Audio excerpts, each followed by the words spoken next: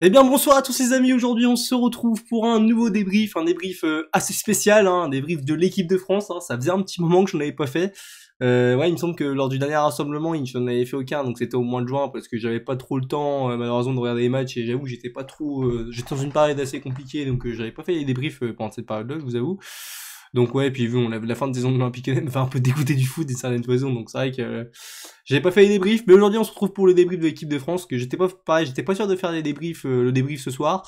Bah finalement je le fais parce que j'ai des choses à dire et je suis content de ce match, je suis content. Malgré que, on va pas se mentir, on a vu l'hécatombe de blessés qu'il y a eu pour ce rassemblement. Alors, il y a eu beaucoup de grands joueurs comme Karim, comme Rabiot. Non, je déconne, Rabiot c'est de la merde. Non, je rigole, il y a eu aussi, comment il s'appelle? Il y a eu Lloris, il y a eu, oula, je me rappelle même plus qui, mais il y en a eu tellement que, voilà, je vais pas faire toute la liste, mais bon, il y en a eu beaucoup, encore même Maignan et Koundé ce soir.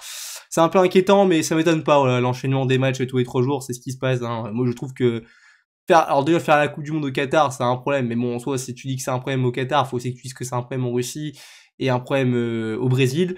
Donc ouais, après on va pas faire de la politique et tout là-dessus, mais moi le véritable problème de cette Coupe du Monde, et je le dis que c'est aberrant, moi c'est de la faire en hiver. Moi je comprends pas pourquoi on fait cette Coupe du Monde en hiver. On va me dire oui mais il fait trop chaud en été au Qatar. Les mecs sont littéralement blindés de thunes au Qatar. Voilà, ils peuvent pas genre créer, ils peuvent pas climatiser des stades. Je pense que ça leur coûterait moins cher. Hein, ça y est que ça, c'est un énorme investissement pour eux. Enfin bref, c'est mon avis, mais bon, on n'est pas là pour parler de ça. On est là pour parler du débrief de France-Autriche. Victoire 2-0 de nos Français. Victoire rassurante malgré qu'on soit éliminé de cette Ligue des Nations. J'avais fait une petite vidéo quand même pour dire que j'étais inquiété.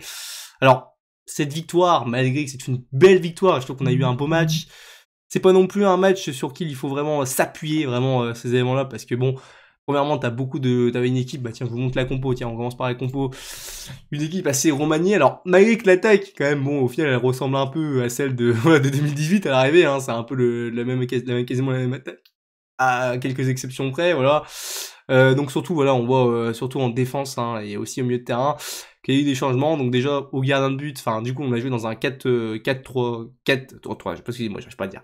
Un 3-4-3, voilà, c'est ça le terme. Avec du coup au gauche, alors Maignan par contre je suis content de le voir, Maignan ok, j'estime même que Maignan techniquement pour moi devrait être titulaire à la place de Lloris, c'est bon. Et j'estime que tu vois Lloris c'est un peu compliqué. Voilà, je trouve que Lloris c'est un mec un peu difficile à déloger, parce qu'il est aussi très bon Lloris, même si j'estime que Maignan pour moi est plus fort. Voilà, je regarde pas tout le temps l'AC Milan et Tottenham, mais j'ai quand même cette impression que Maignan est plus décisif. Badiachil, grand nouveau de cette équipe de France, et pourtant on n'a pas eu l'impression ce soir qu'il était nouveau, t'as l'impression que ça faisait déjà au moins 5 ans qu'il joue en équipe de France, un match de patron, comme Varane. Hein. Varane, moi j'avoue que je me suis beaucoup posé de questions sur lui, je posais beaucoup la question du renouvellement en équipe de France. Très gros match de Raphaël Varane, franchement un match de patron, il a été vraiment solide, ça m'a fait plaisir. Il n'a pas eu une grande adversité, mais bon quand même. Donc on a eu Koundé qui a débuté le match, mais qui est sorti au bout de 20 minutes, remplacé par Saliba. Saliba aussi, bon qui a pas eu grand chose à faire, mais qui a fait aussi un bon match aussi, hein, faut quand même le dire. Les pistons plutôt, ouais, pas les latéraux. Ferland Mendy à gauche, ça a été bon, Ferland Mendy, franchement aussi. Voilà, je sais que beaucoup de gens n'aiment pas Ferland Mendy à cause de son histoire, voilà, ces histoires avec conjugales, etc. Où je trouve que c'est ça, mais bon, les gars, tous les joueurs ont des histoires conjugales, je vous le dis tout de suite. Hein, c'est juste qu'il y en a certains dont on ne sait pas. Après, bon, c'est facile de dire ce que je dis, car j'ai pas vraiment d'infos là-dessus, mais bon, je pense qu'il y a pas que lui, croyez-moi, qui a du sang sur les mains entre guillemets. Bon, ça veut dire que voilà, que je ne condamne pas ce qu'il fait. Hein. Pour moi, c'est honteux. Voilà, ces mecs-là devraient être déjà en prison. Malheureusement, voilà, on sait que la célébrité aujourd'hui, ça te permet d'éviter beaucoup de choses. Encore une fois, j'ai pas envie de parler de politique, donc je vais vite fait passer ce sujet-là. Mais bon, c'est vrai que je condamne totalement les éléments qu'il a fait. Mais bon, si on parle purement de ballon ou de terrain ce soir, on peut quand même dire qu'il a fait un assez bon match. La piston droit Klaus. Alors Klaus, bah, j'en parlerai après. Fofana, Chouameni, alors pareil, Fofana, mais d'ailleurs Fofana, Chouameni, les deux milieux qui jouaient ensemble l'année dernière à Monaco, parce que de base, ils étaient tous les deux titulaires à Monaco ensemble. Match très complémentaire de deux, c'est clairement le mot, hein, c'est de la complémentarité. Ils ont été excellents tous les deux, j'ai beaucoup aimé leur match, surtout Chouameni, mon dieu, mais Chouameni, monstrueux. Franchement, je vais vous dire, ça va même choquer certains, mais j'espère vraiment limite que Pogba va pas venir à la Coupe du Monde et qu'on va avoir Chouameni. Pour moi, il faut le lancer maintenant. Je serais plus dégoûté qu'un Kanté ne vienne pas à la Coupe du Monde qu'un Pogba, personnellement. Franchement, les gars, Chouameni, c'est monstrueux, voilà. Lui, c'est pas, lui, ça change pas d'habitude. Tous les matchs qu'il joue en équipe de France, il me plaît énormément, Chouameni.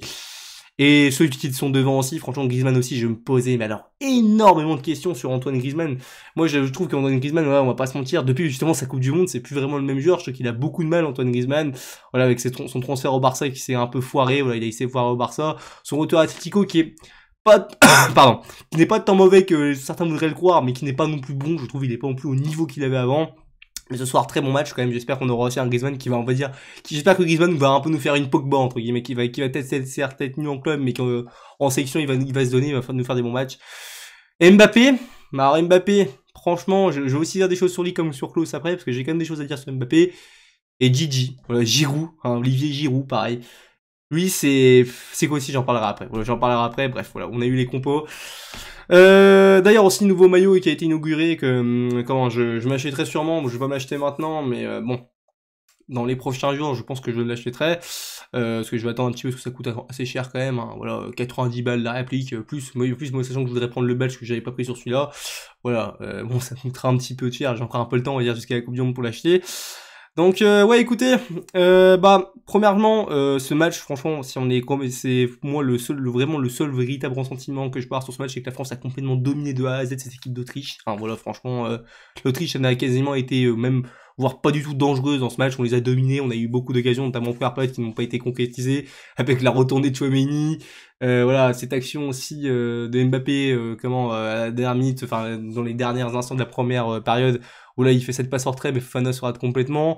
Il y a une autre action aussi, je me rappelle plus aussi, qui a été ratée aussi. Oui, il y a un moment aussi, je sais plus, attends, j'ai oublié une action aussi qui était aussi intéressante au premier mi-temps, qui a été ratée aussi. Bref, il y en a eu. On n'a pas réussi, mais bon. Du coup, oui, aussi dans le match, aussi, à la 22e minute, bon, Koundé est sorti sur blessure musculaire. J'espère que c'est pas trop grave, hein, que de toute façon, enfin, en vrai, qu'il soit pas avec le Barça, je m'en branle. Je vais être sincère, moi, justement, comme je suis français, ce qui m'intéresse surtout, c'est qu'il soit apte pour la Coupe du Monde, parce qu'on aura besoin d'un Jules Koundé. C'est très très fort, Jules Koundé aussi, je trouve. Ouais, donc première période comme ça. Deuxième mi-temps, il y a eu des changements aussi, parce que Maignan a eu un peu une souffrure, a eu une blessure aussi musculaire, il me semble, donc du coup, il s'est fait remplacer aussi, hein, par la même façon, de la même façon, donc oui, il s'est fait remplacer. Il s'est fait remplacer à la... Ouais, c'est ça. À la... Du coup, à la mi-temps. Du coup, bon, c'est Areola. Alors, Areola, par contre, c'est comme Rabiot, c'est des gens, je ne sais pas ce qu'il faut en équipe de France. Alors là, Lafont, du coup, a remplacé Maignan, a remplacé, pardon, Lloris. Mais pour moi, Lafont devrait être de base dans le groupe avant même d'être remplacé de remplacer Lloris. Pour moi, il devrait être à la place d'Areola. Je comprends pas pourquoi. Bon, Saint-Pierre, on parlera des choix, des listes plus tard. C'est pas très intéressant, c'est pas très, on va dire, intéressant là. C'est pas le but du sujet. Et bon, cette équipe de France qui, dès qu'il rentre, là, continue de faire mal pendant tout le match, j'ai dit. Et ce but de Mbappé, qui est monstrueux, qui est magnifique. Mais alors, Kylian, heureusement que tu la mets. Heureusement que tu la mets.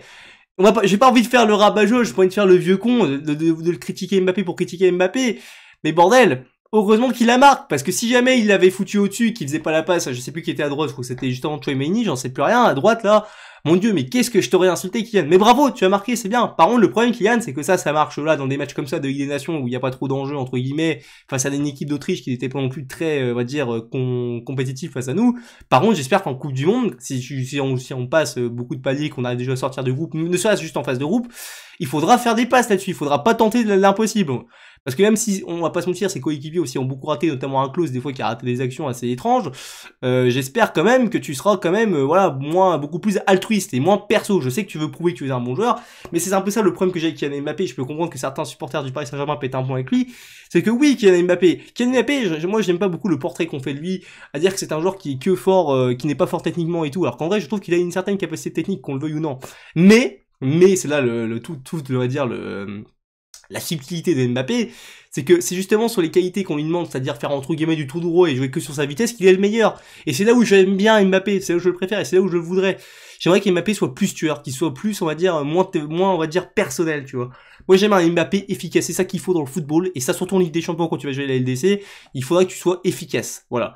Et ça, c'est un truc qu'il faut vraiment préciser, parce que Mbappé, tu me saoules vraiment, des fois, avec ses phases de jeu. C'est quoi, même si t'as été l'un des meilleurs ce soir, j'ai limite envie de te mettre en flop un peu, parce que, collectivement, tu ne dois pas faire ça, Mbappé. Je n'ai pas aimé cette attitude-là. Malgré que son but est monstrueux, hein. Franchement, il a marqué un but, les gars, il est super, son but. Après, le goal aussi, en fait, c'était pas énorme. D'ailleurs, j'ai pas compris, hein. Le gardien de but, j'ai l'impression qu'il était nul à chier, le gardien autrichien. D'ailleurs, c'est le gardien de Reims, il me semble. Les gars, pourquoi t'es pas nul sur la retournée de Tchouaméni, j'ai envie de te dire. Putain, ça peut être un magnifique but. Bref. Quand même beau but d'Mbappé, faut le dire. Et après, 65e minute, but de Giroud. Belle action collective. Alors, je sais plus qui fait la passe sur Griezmann, je me rappelle plus, excusez-moi. Peut-être que c'est Mkiane, je sais plus, d'ailleurs. Bref. Griezmann est décalé sous le côté, il centre, Giroud de la tête, touche sa qualité, enfin je veux dire, Giroud c'est des buts comme ça, Giroud c'est de la tête la plupart de ses buts, voilà.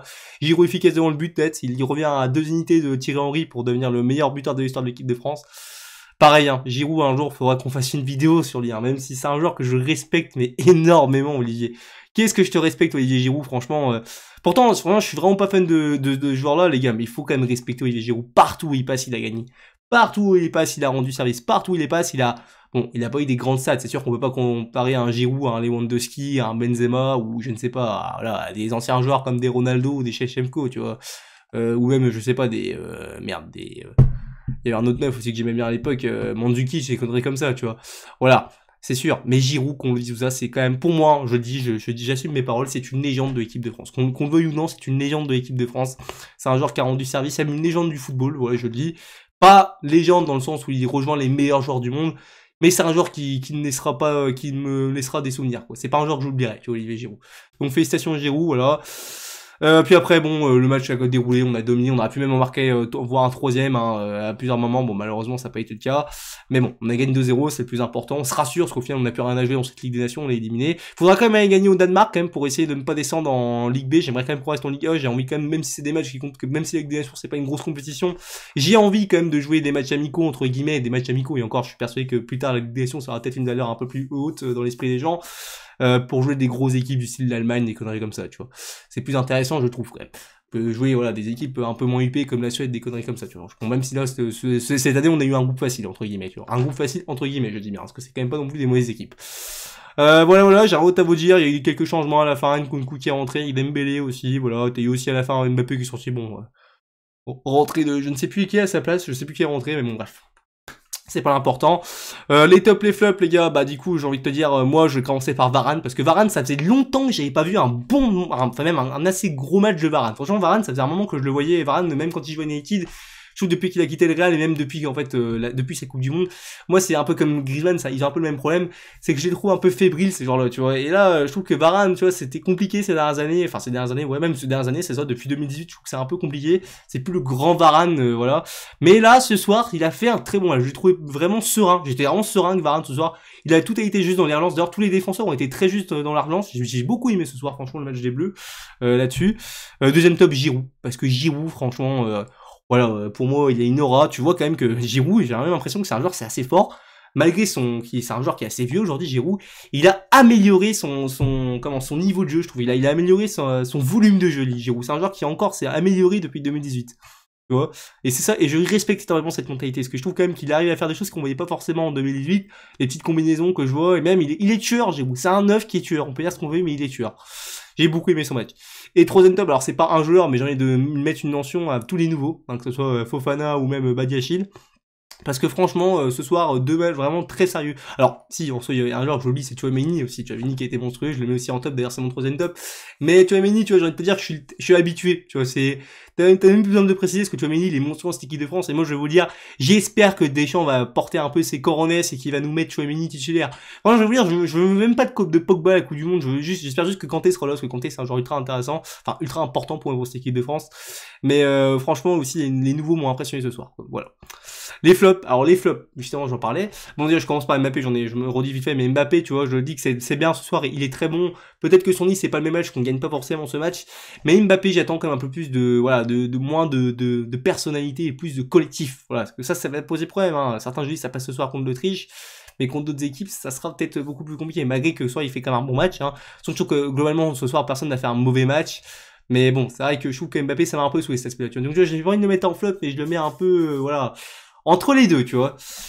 Et certains vont me dire que je m'acharne un peu avec lui, mais Jonathan Klaus, franchement, j'ai eu un peu de mal ce soir, tu vois. Malgré qu'il a pas été mauvais, hein, il a fait des bons centres parfois et tout, mais tu vois, Klaus, des fois, les frappes et tout, je trouve que des fois, c'est un peu limite quand même. Moi, malheureusement, des fois, j'ai un peu peur que Klaus, son manque d'expérience, parce que Klaus, c'est un joueur qui a bien de très ans, il y a encore, il me semble, 4-5 ans, il joue en national. Tu vois, j'ai peur que ce manque d'expérience tout au long de sa carrière lui revienne un peu, et que ça soit un peu limite pour le niveau international, Klaus. J'ai un peu peur là-dessus, je vous avoue. Je préférais, tu vois, ces idées qu'il avait de mettre même voir un Dembélé piston, ou même un Coman, je trouvais ça plus intéressant, même si Coman n'est pas sélectionné. Je préférais ça. Moi, je préfère ça, voilà, franchement, un peu... J'ai trouvé un peu en dessous ce soir. Après voilà, c'est mon avis, peut-être qu'on n'a pas vu, on n'a pas peut-être la même vision du match, mais bon, voilà. Bref, ça fait sûrement un peu longtemps que je parle. N'hésitez pas à donner votre avis en commentaire, ça m'intéresse, hein, voilà, surtout pour les supporters de l'équipe de France, hein, parce que même si je suis lyonnais, je supporterai l'équipe de France et je ferai des briefs de l'équipe de France pendant la Coupe du Monde, parce que c'est intéressant. En espérant aussi, écoutez, qu'on gagne face au Danemark au prochain match, pour au moins se maintenir dans cette Ligue A, voilà, tout simplement. Et qu'est-ce que j'ai d'autre à dire? J'ai rien d'autre à dire, à part ça, oui, donc je disais, n'hésitez pas à donner votre avis en commentaire, que ce soit aussi en pouce bleu, en pouce rouge. J'accepte totalement tous les commentaires, juste je demande pas d'insultes, je suis pas là sur YouTube pour ça, je suis surtout là pour débattre avec vous. Et puis voilà. Donc voilà, on se retrouve du coup pour une prochaine vidéo, notamment pour le débrief. Ça sera alors pas dimanche soir du coup, mais sûrement lundi midi pour le débrief de Danemark-France, hein, en espérant une victoire. Et jusque là, je viens de vous dire allez l'OL, hein, et allez les Bleus, surtout. Allez les Bleus, c'est surtout le mot du jour. Allez, à plus les amis.